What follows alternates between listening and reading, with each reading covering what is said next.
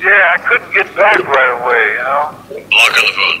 No, I had chow and lock up, and I got all kinds of things going on in there, you know. Yeah, man, keep you busy. Yeah, right. All the way next back there, this brother about forget Barbara. Yeah, he knew about all that, man. Nancy Cole.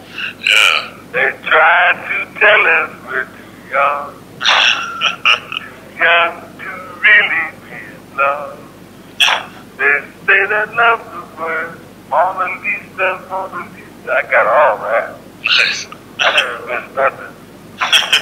You didn't miss nothing when you was a kid, did you? What do you mean? What kind of stuff? Music. No, man. Yeah, you got all the music when you coming up, right? As much as I could. Yeah, man. So did I, man.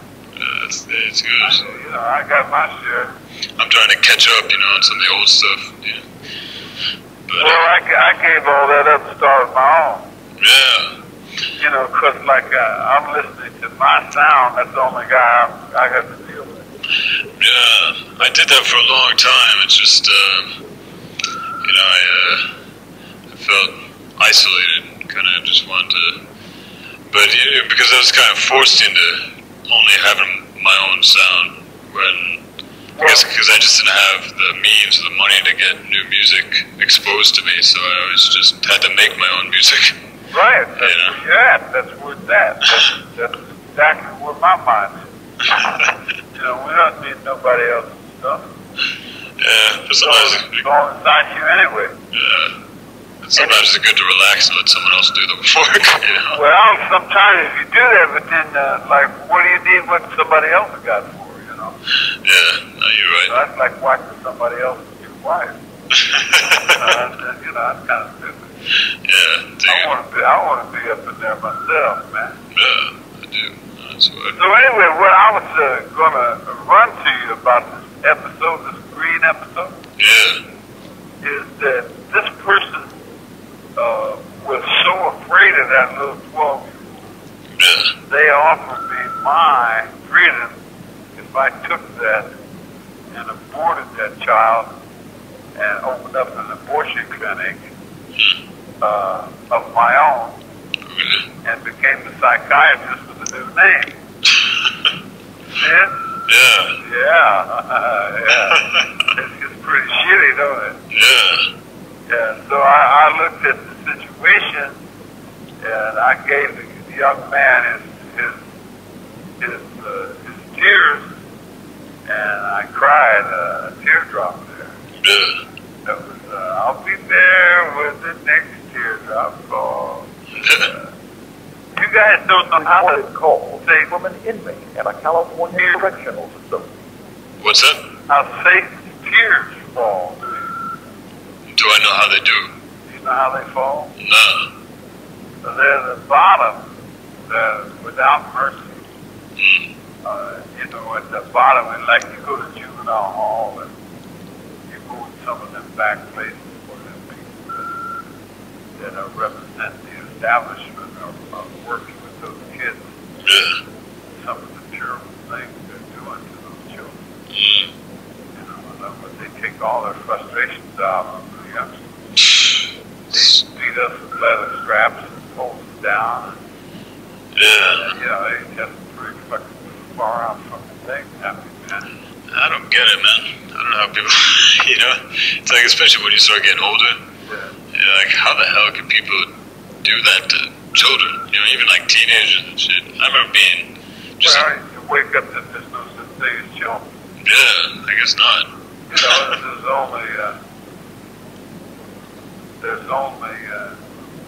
only now. The being, the consciousness, I guess. It's like somebody's afraid of somebody else. Yeah. And they can't face that person, so they go off and jump off on somebody else for it. Yeah. Somebody else. Yeah, dig it, man. Yeah, you got to. I mean, I remember when I was an adolescent, you know, like between like about 10 and 14, kind of just not even going through puberty. I looked very androgynous, kind of looked like very girly, had long blonde hair and stuff, and you know, and I looked like, hey, I could see I looked like a very attractive kind of girl. I think I brought out, I think a lot of, because I got really harassed and beat up by a lot of like older men and stuff who had mistaken me for, I guess, a woman, and then they get pissed off at me, right? And I think it was obvious that I kind of brought about, when I got older, I kind of realized that I pissed them off because I made them question their sexuality. Yeah, right. Because they saw me, you know, they saw me and they got turned on, and then they realized I was this, you know, this kid instead of this little girl, and you know, they realized they had a heart on their pants or some shit, you know, whatever, and you know, that made them feel gay, and they couldn't accept that, and so they had to, like, you know, take it out on me. But you know, I just understand how people be, you know, beating on a little fucking 12-year-old, you know, kid. You know, as a rocker, I just had long hair. You know, I'd be listening to like Metallica and shit, or Slayer, you know, and I just, you know, I had long hair. And now I see it though. I see how, you know, but you don't understand as a kid. You're just like, why everybody attacking me? But and I guess because you was younger when you went to them reform schools. Yeah. You know, so it's just This recorded call is from an inmate at a California correctional facility. Yeah, I went to, you there? Yeah. I went to the county jail in Indianapolis, Indiana, when I was 13. Yeah. And when I got there, they had a module that was square, and it had a catwalk around it, and the youngsters, the juveniles, there were 17 of us camped around it, and then the center of it was held by a square of cells called Bombs Row. We called it BR. And they had all the guys that was going to death row there, and they had all the perverts and the sexual freaks and the saddest and all the faggots and everything. Yeah. They had the guy that was sucking everybody's dick, taking. He said he was taking all the balls to death row with him. He said if he could get your dick in his mouth, that it was his dick from then on. Yeah. That he was taking all the dicks. And then he got this youngster. And a little older than me. I was too young to be in that area, but he got this guy a little older, about 18 years old. He was sucking his wee-wee, and he cut his wrist, put it in a bucket of hot water. Yeah, that's right. He died on the wee-wee. Yeah. And the old man said, "Stay off that Peter boy."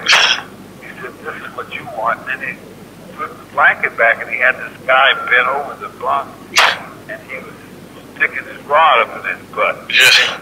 And he said, "This is what you want to do." And I, you know, it just traumatized me, man. It's just like, you know, my face turned all red. I went through all kinds of changes. But I had seen that. Yeah. And it kind of set my mind to you know, what was going on. So when I got a little over, say like 14, 15, just a minute. Okay. I had to sneeze. I was in the clothing room in the reform school. Okay. And there was a guy there, and I was, every time I was passing him in the aisle putting up clothes, my front would rub against his back. Yeah. So that my thing come up, man. Yeah. And I didn't know really what to do, but I remember what that guy did. Yeah. So I pulled the guy's pants down, and I started trying to put my thing up his front. And I didn't know how to do it, you dig? Yeah. And he was going, "Ow, ooh." And I was telling him, I can't help This recorded call is from an inmate at California Correctional Facility. Wait, what'd you say you was telling him? I'm telling him I don't know, I couldn't help it. I didn't know what I was doing. I was just doing what I'd seen that old man do. Yeah. So I ended up doing it, and it ended up happening, and I come all over his legs. it got to be a regular thing, man. That's how I got introduced into the butthole. And I thought that butthole was all it was. You know, that's all I could. You know, I didn't know about the pussy. I didn't give a fuck about the pussy. I just love that butthole, man. To get in that rump, man. That button tight in that pussy anyway. Yeah. So, how old was you then? About 14, 15? Yeah, 15. 1948. Okay. So, when did you finally get some pussy? When I was 21. When I got out in 1954. Yeah. I came in 44. Okay. Got out in 54. Yeah. Got out in Ohio. Okay. I didn't even know what pussy was. I got a girl on the porch. She laid there, and I didn't know what I was doing, man. I was supposed to change. I thought, I don't know what the hell's going on there. You have to help me. Put her in her ass. I got all weak and started shaking and going, you know how kids are, man. Yeah. But I was a 21-year-old kid, man. Yeah. Nowadays, hell, they're fucking at 12, man. I know. Just when I was a kid, man, they didn't even have no Playboys. Nah. There was no naked pictures. Yeah. You didn't know what nothing looked like. You wasn't allowed to look at anything, man. Yeah. Crazy world, man. Yeah, man. But I mean, how'd you? I mean, was it when you was with a girl? I mean, did it feel just awkward, or did it kind of feel like home? Or what? No, it just felt like I didn't have any idea. Yeah. I felt like a puppy on somebody's leg, man. Yeah, I know. But I got on quick. Yeah. I got on quick. I could have phoned my mother, man. I should have. If I had it to do all over, that's one of the things I'd probably change. Really? Yeah, because your mom's generally your best girl if you know how to deal with her. I guess so, yeah. Yeah, I mean, if you got a good mom, you can probably do anything with your mom. Yeah. Because she's just part of you. Yeah. Yeah.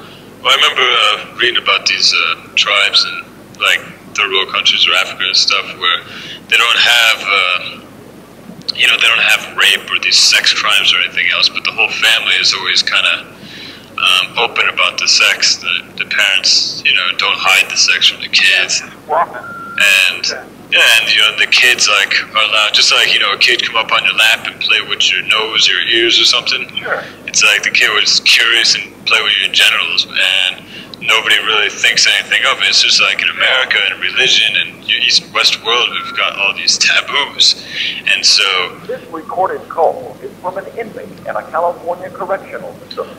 And so all these strange curiosities and taboos all get pent up, and then you get all these pederasts and sadists and all crazy fucking sexual deviants, where they don't have any sexual deviants in this country because there's nothing hidden, nothing's taboo, and no, nothing taboo about.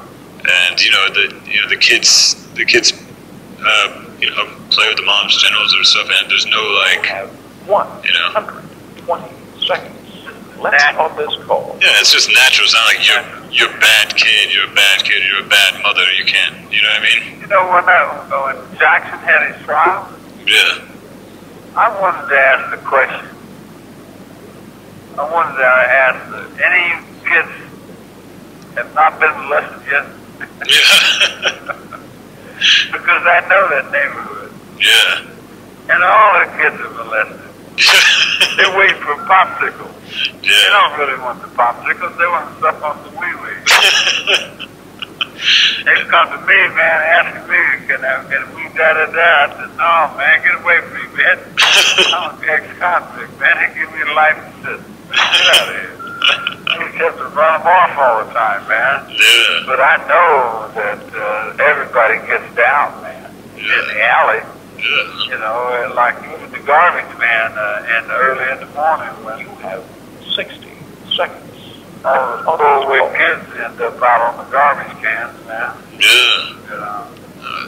It's a crazy world out there, man. I'm glad I got forever. Yeah, I don't have to fucking worry about it. Oh, man. No, it's good. There's nothing wrong with prison. No, I mean, people a lot of people get in there seem to like living there.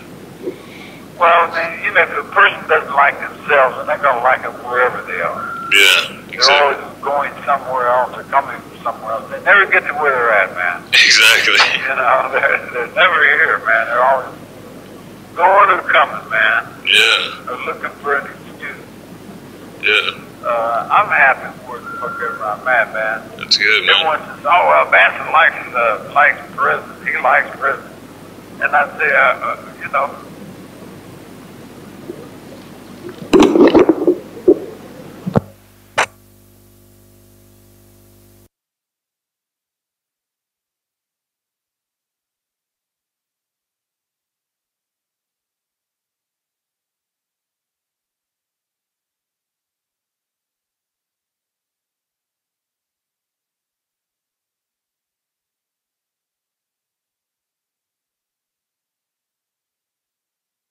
Mommy, I'm sick. Mommy, I'm sick. It's cold outside and I wanna stay in bed. I don't wanna go to school. They pick on me and I don't have any friends. Yesterday they tied me up and cut my hair. I wish that I was dead. I'll take them all with me.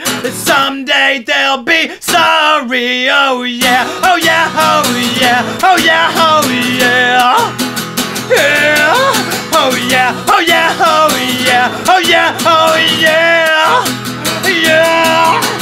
Mommy, I'm sick, mommy, I'm sick. It's cold outside and I wanna stay in bed. I don't wanna go to work, a dead-end job. I get treated like a piece of shit. I wait on people who think that they have the right to give me hell. I lost love.